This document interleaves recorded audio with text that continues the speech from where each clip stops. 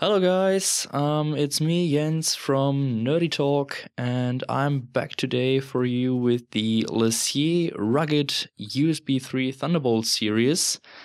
It's an external solid state drive with 120 gig, and as you may have already noticed, we are in a way premiering today. We're going international, so this is our first English video for the nerDEytalk channel. I hope a lot of others will follow in the future.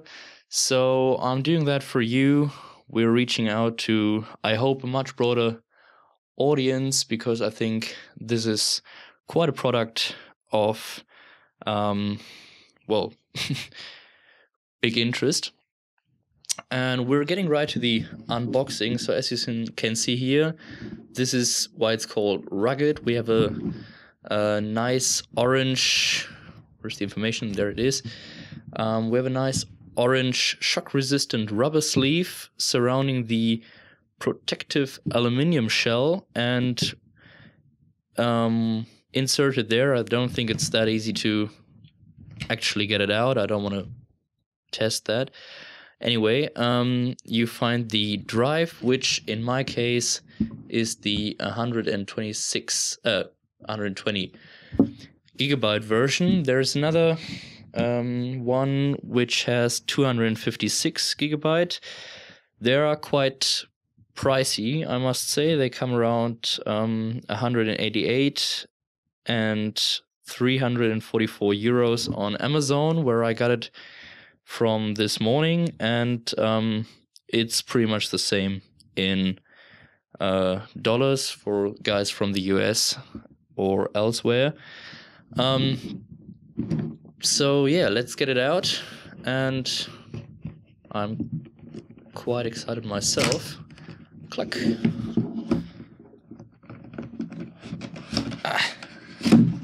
So well, let's just put that away. That's the actual case. To be honest, it's, well, oh, that's flappy. It's lighter than I expected. I have a look.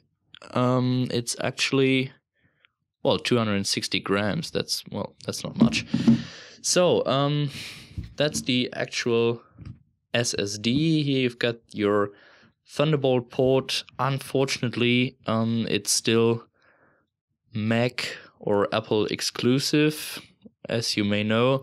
And here's your USB 3 port. Let's just carton. Let's see what else is in the box. We have Thunderbolt for Windows users. Well, that's interesting. Don't want to read that out to you, but I think what it simply means is that you are able to use, like if you have a bootcamp partition or whatever on your MacBook or iMac, that you can use it with Windows as well. So here's the actual Thunderbolt cable and your USB male to male, I think it's called, cable included as well. What's so special about it? Well, I might want to use it, I don't know, for their big data transfer rates, or maybe even, as a lot of others want to do it, as their external system OS drive whatsoever. So you just store your operating system on the disk and then boot your Mac from that while using the internal hard drive, for example, from your iMac, simply for data storage like photos, videos, music, whatever. The big pro is the always mentioned the transfer rate, which comes in around 10 gigabits per second. That's pretty precisely twice as much as the USB 3, port can handle. And the other big difference is, as you see here, it's the same on both sides. So you can use the cable itself, for example, to plug it into your Mac Mini or your MacBook Pro and simply use it for display mirroring, or as an external monitor on your iMac or whatever else has a Thunderbolt port. So yeah, that's the big difference. You have the data transfer possibility, bidirectional, and the mini display port included in the port. That's what makes it, I think, so pricey. If you have a look at the price, I think it's not that big of a deal, because you have the Thunderbolt cable, which I looked it up at the Apple Store or Amazon. It's pretty short, this one, but I think half a meter comes in at already $30, maybe. Yeah, something around $30. And again, it's the same in euro. The 120 gigabyte solid state drive would be, well, right now, maybe if you're lucky, around something between 60, or if you want to have a good one, $80 maybe. But there is still $100 missing, and I looked it up. That's simply because of the Thunderbolt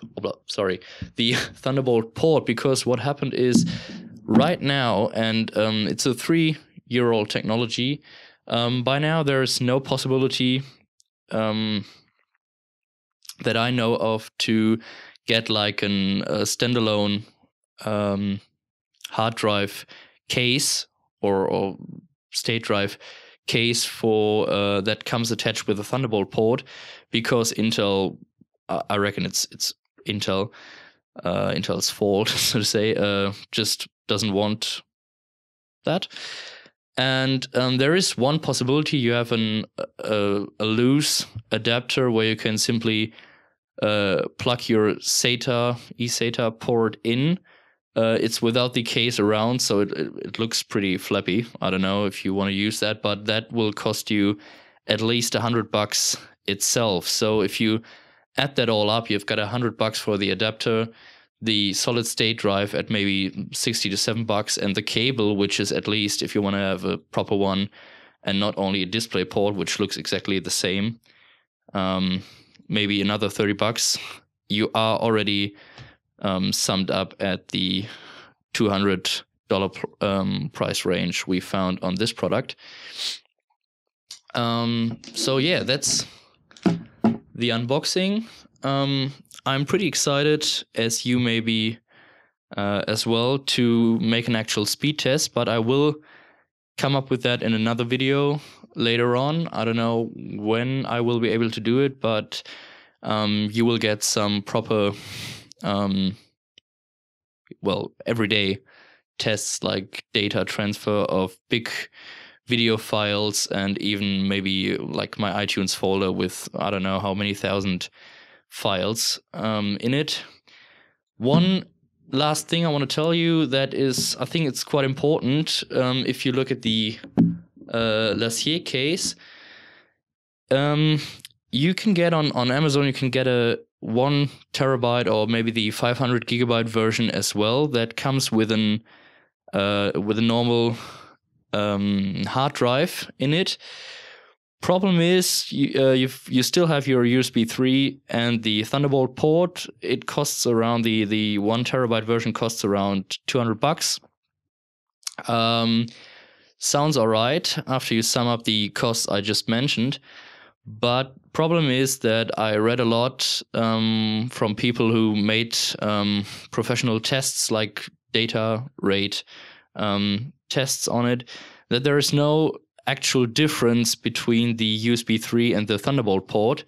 So as the new MacBook Pros and iMacs and all that stuff already have USB 3 ports, you don't really get a boost up via the Thunderbolt port or the cable.